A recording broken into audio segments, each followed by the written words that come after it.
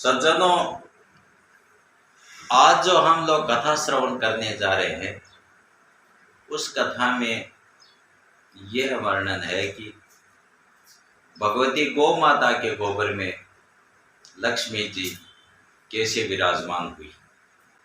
एक बार मनोहर रूप धारिणी लक्ष्मी जी ने गौओं के समूह में प्रवेश किया। उनके सौंदर्य को देखकर गौओं को बड़ा ही आश्चर्य हुआ और उन्होंने उनका परिचय पूछा। लक्ष्मी जी ने कहा, गौओं, तुम्हारा कल्याण हो। इस जगत में सब लोग मुझे लक्ष्मी कहते हैं। सारा जगत मुझे चाहता है।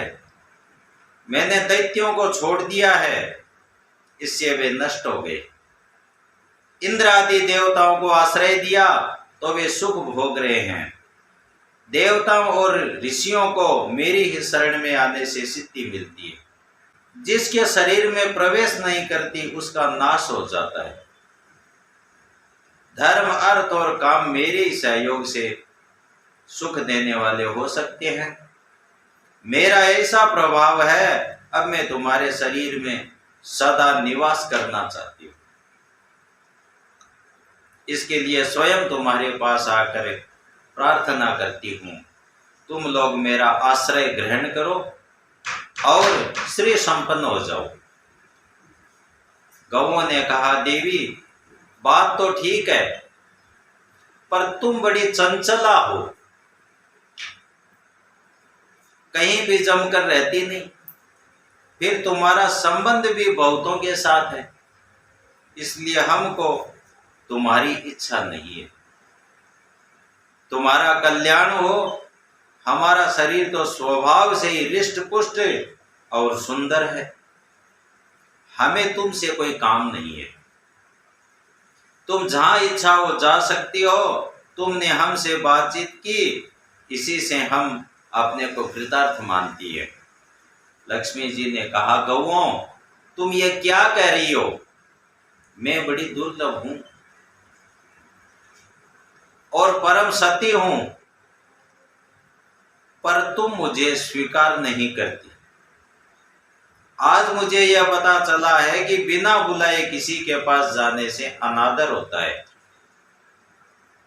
यह कहावत सत्य है। उत्तम व्रतचारिणी धेनु देवता, दानव, गंधर्व, पिशाच, नाग, मनुष्य और राक्षस बड़ी उग्र तपस्या करने पर कहीं मेरी सेवा का सौभाग्य प्राप्त करते हैं। तुम मेरे इस प्रभाव पर ध्यान दो और मुझे स्वीकार करो। देखो, इस चराचर जगत में मेरा अपमान कोई भी नहीं कर सकता। गौओं ने कहा, हे देवी, हम तुम्हारा अपमान नहीं करती। हम तो केवल त्याग कर रही हैं, सो भी इसलिए कि तुम्हारा चित्त चंचल है। तुम कहीं स्थिर होकर रहती नहीं। फिर हम लोगों का शरीर तो स्वभाव से ही सुंदर है, अतएव तुम जहां जाना चाहो चली जाओ। लक्ष्मी जी ने कहा, गौओं, तुम दूसरों को आदर देने वाली हो। मुझे यूं त्याग दोगी तो फिर संसार में सर्वत्र मेरा अनादर होने लगेगा। मैं तुम्हारी शरण में आई हूं, निर्दोष हूं और तुम्हारी सेविका हूं। यह जानकर मेरी रक्षा करो। मुझे अपनाओ। तुम महान सौभाग्यशालिनी, सदा सबका कल्याण करने वाली, सबको शरण देने वाली, पुण्यमयी, पवित्र और सौभाग्यवती हो। मुझे बतलाओ, मैं तुम्हारे शरीर के किस भाग में रहूं? गौओं ने कहा, यशस्विनी, हमें तुम्हारा सम्मान अवश्य करना चाहिए। अच्छा, तुम हमारे गोबर और मूत्र में निवास करो। हमारी ये दोनों चीजें बड़ी पवित्र हैं। लक्ष्मी जी ने कहा, सुखदायिनी गौओं, तुम लोगों ने मुझ पर बड़ा अनुग्रह किया है, मेरा मान रख लिया। तुम्हारा कल्याण हो। मैं ऐसा ही करूंगी। गौओं के साथ इस प्रकार प्रतिज्ञा करके देखते ही देखते लक्ष्मी जी वहां से अंतर्धान होगी। सज्जनों, यह प्रसंग महाभारत में वर्णित है।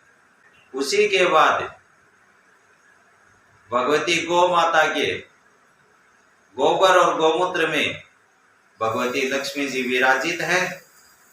जय गौ माता, जय गोविंद।